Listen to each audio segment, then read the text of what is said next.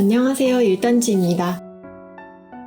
오늘은 저희 집 그릇을 소개하고 미니멀 라이프를 위해 어떻게 그릇을 세팅하고 있는지 보여드릴게요. 저는 자취생활 14년, 결혼생활 6년을 거치면서 이런저런 그릇들을 많이 사용했었는데요.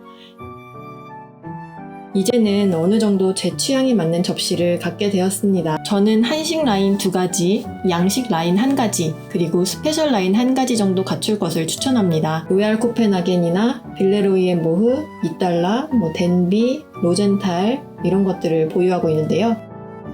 천천히 보여드리도록 할게요. 먼저 접시를 구매할 때 가장 중요한 것은 우리 집의 식탁 스타일을 정하는 것입니다. 주로 어떤 음식을 몇 명이서 먹는지, 어떤 조리 방법을 선호하는지 미리 파악해보세요. 저는 한식을 자주 차리고 심플하면서도 한국적인 이미지를 좋아합니다.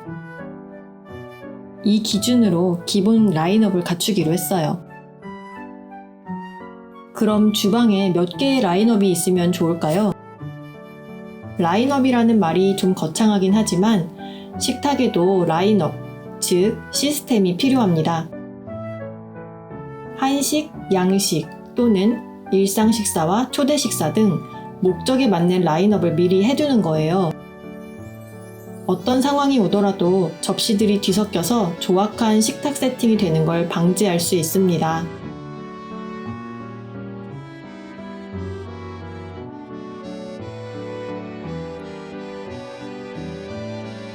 한식 라인 중 한 가지는 초대 식사가 가능하도록 수량을 많이 세팅하고요.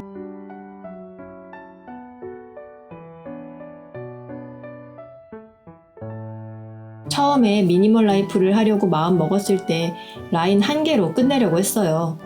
그런데 접시도 질리는 시기가 오더라고요. 소비 욕구가 엄청나게 올라옵니다. 그럴 때 기분 전환 겸 새로운 라인을 꺼내주면 불필요한 소비를 막을 수 있습니다. 물론 라인 구축할 때 한 번에 모든 것을 하지 마시고 천천히 몇 년간 하시는 걸 추천드려요. 그럼 저희 집 접시 라인업을 차례차례 소개해 볼게요. 먼저 기본 라인입니다. 저희 집은 한식을 자주 먹고 밥과 국, 밑반찬 여러 개를 함께 차리는 편입니다. 그래서 여러 한식기를 사용했었는데 역시 한식은 한국 접시에 담는 것이 가장 좋더라고요. 밑반찬 자체가 색상이 다양하기 때문에 패턴이나 그림이 없는 화이트 접시를 사게 됐어요. 그래서 기본 라인은 유광 화이트 그리고 무광 화이트 이렇게 두 라인으로 가지고 있습니다. 먼저 무광 화이트 라인은 소일 베이커의 하나 시리즈입니다. 하나 시리즈는 정말 단아해요.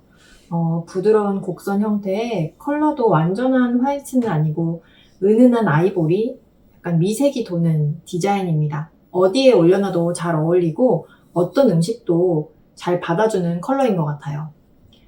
저는 이 디자인을 쉐입이 가장 마음에 들어서 샀어요.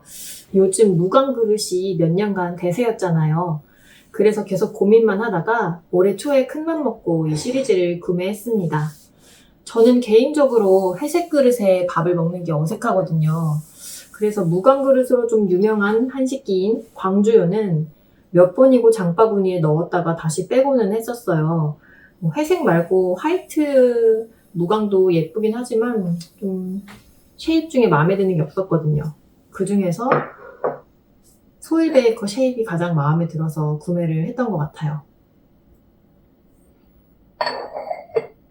하나 시리즈는 한식을 차리는 것도 좋지만 양식을 놓기에도 손색 없는 디자인입니다. 특히 이런 오벌 플레이트는 브런치를 올려놓기에도 아마 좋을 것 같아요. 지금 저는 사이즈가 작은 걸 가지고 있는데 훨씬 큰 사이즈도 있거든요. 그런 경우에는 브런치 놓기에 딱 좋을 것 같고 이 정도는 제가 계란말이 놓고 납작한 음식을 놓는데 사용하고 있습니다. 근데 이 납작한 플레이트의 경우에는 약간 이런 립이 시라쿠스의 디자인과도 비슷해서 서양 음식이랑도 잘 어울리고 모던한 느낌도 만들어주는 것 같아요. 소일 베이커는 은근 단종시키는 경우가 있어서 몇 년 뒤에도 잘 쓸 수 있을지는 모르겠어요. 그래도 신혼 감성이 많이 나는 접시니까 혹시 나만의 접시 취향을 잘 모르겠다면 무광 중에서는 하나 라인을 추천드립니다. 백화점 브랜드에 비해서 상대적으로 저렴하니까 사서 실컷 써보시고 취향 찾기를 해보셔도 좋을 것 같아요. 다음은 유광 화이트 라인입니다. 한식은 한식기에 담자는 생각 때문에 여러 브랜드를 둘러봤는데 유광 화이트는 정말 찾기 어렵더라고요.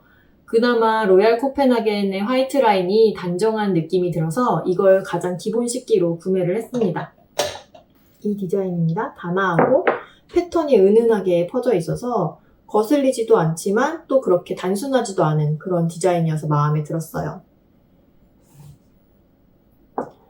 그리고 로얄 코펜하겐은 이 로젠탈 시리즈, 로젠탈 브랜드, 그리고 필리빗이랑도 색깔이 거의 비슷하거든요. 완전한 화이트예요. 시라쿠스나 빌레로이앤보우는 약간 노란빛이 도는 것에 반해 얘들은 푸른빛이 살짝 도는 깨끗한 백자 스타일입니다.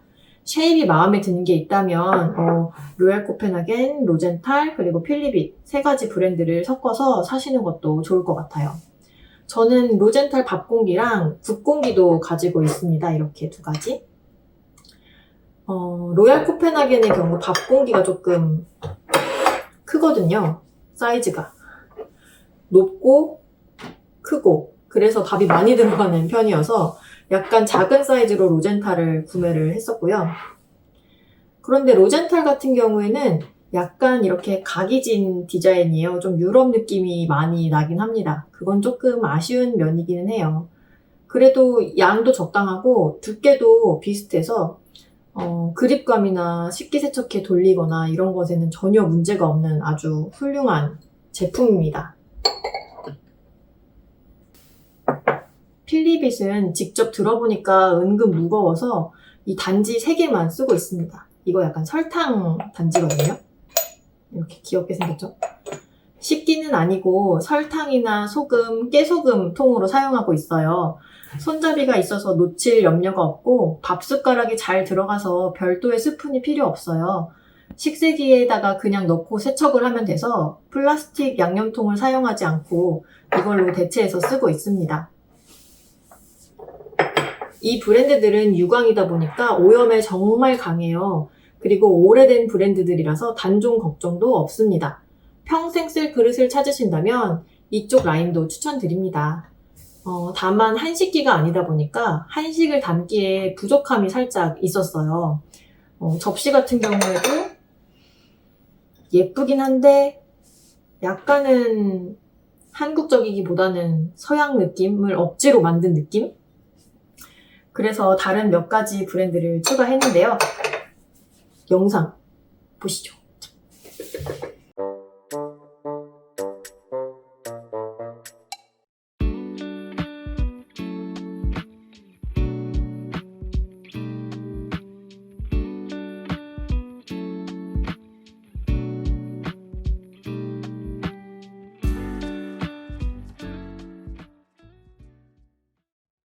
제가 신혼 때 구매했던 것 중에 빌레로이앤보흐 아우든 라인이에요. 이 접시가 보시다시피 저희 집 식탁이 굉장히 작아서 이 접시는 여기에 맞지 않더라고요. 제가 원래 신혼 초에 썼던 커다란 식탁에는 잘 어울렸던 것 같은데 이사하고 나서 작은 식탁으로 옮기다 보니까 자리가 매우 비좁아졌어요. 왜냐하면 접시 자체가 넓고 이 옆에 립이 있다 보니까 반찬을 놓는 구역에 대비해서 접시가 너무 커지는 거예요. 얘도 마찬가지고 이 접시도 마찬가지예요. 여기가 너무 넓어서. 양식에는 잘 어울릴 것 같아요. 버터 한 조각, 마들렌 하나 이렇게 올려놓으면 너무 예쁜데 한식은 반찬을 소복하게 담는 게 또 미덕이잖아요. 그런데 이렇게 납작한 접시들은 쓰임이 조금 불편했고요. 이 접시 같은 경우에는 그나마 오목한 형태를 제가 찾아서 구매를 했던 건데 이것도 약간은 넓은 느낌이 있어요. 그래도 이 정도 아니면 이렇게 요 정도는 반찬 담기에 아주 적합했던 것 같습니다. 그래도 한식보다는 역시 양식에 더 잘 어울리는 라인이 아닌가 싶어요. 잘 보셔야 하는 것 중에 하나는 밥공기, 국공기 같은 메인 라인들은 독일 생산인데 이런 무늬 있는 형태의 접시들은 중국 생산이에요. 약간 생산지를 잘 파악하셔서 뭐 육안으로 볼 때는 크게 다른 점은 사실 못 느끼겠어요. 그런데 괜히 기분상 독일 브랜드니까 독일산 접시를 사고 싶잖아요. 이런 큰 접시도 모양이 이렇게 들어간 접시들은 중국산 접시입니다. 중국에서 만들어졌어요. 이런 것들을 좀 참고하셔서 구매하시면 좋을 것 같아요. 이 파스타 접시는 굉장히 잘 쓰고 있습니다. 볶음밥을 이렇게 얹어도 되고 파스타 아니면 김치볶음밥, 뭐 계란 후라이를 얹은 오므라이스 그런 것들은 참 좋아요. 근데 카레 라이스를 담기엔 약간 작아요. 딱 밥 요만큼만 올라가서 그 위에 카레를 덮으면 넘치는 정도가 생겨가지고 아기용으로는 좋지만 또 아기가 쓰기에 너무 고급 접시가 돼가지고 약간 파스타나 볶음밥 정도의 이 형태를 추천드립니다. 파스타를 먹을 때는 큰 접시만 넣고 이렇게 뭐 피클? 이 정도만 넣으니까 그럴 때는 이 빌레로이엔보 접시처럼 옆에가 넓은 접시가 우아하고 식탁도 차 보이는 효과가 있습니다. 주전자는 독일 생산 주전자입니다. 모양이 누가 봐도 약간 카레를 넣고 따르게 생겼죠. 따르진 않겠지만 저희는 이제 카레를 한 번도 넣고 먹어본 적이 없어요. 이거를 신혼 초에 샀는데 제대로 사용해 본 적이 없어서 약간 계륵 같은 존재가 되었습니다. 근데 포도나 뭐 이렇게 과일 조금, 딸기 조금 이렇게 담아주는 형태로 쓰면 좋을 것 같아요.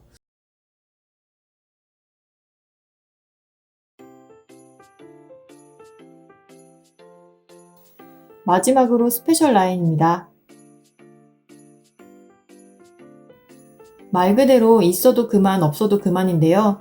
제가 크리스마스를 너무 좋아해서 크리스마스용 접시를 조금 가지고 있습니다. 10월 말에 꺼내서 12월 25일 크리스마스까지 사용합니다. 디저트나 과일, 토스트를 먹을 때, 혼자 커피 타임을 가질 때도 종종 꺼냈어요. 보기만 해도 기분이 좋아지더라고요. 보관이 조금 귀찮긴 하지만 여러분들도 이런 이벤트용 접시 몇 가지는 갖추시는 거 추천드립니다.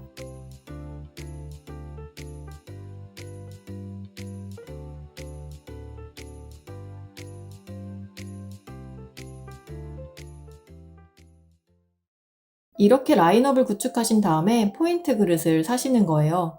물론 포인트 그릇은 없어도 그만입니다만 익으면 식탁이 훨씬 다채로워지거든요.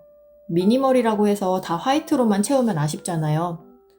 저는 기본이 무광, 유광, 화이트 라인이라서 둘 모두에 잘 어울릴 만한 무채색 접시들을 포인트로 구매하고 있습니다. 블랙이 가장 포인트가 되었던 것 같고 광주효의 회색 접시도 한두 개 정도 섞었으니까 괜찮더라고요. 두 라인 모두에서 포인트가 되니까 쓰기 좋겠죠?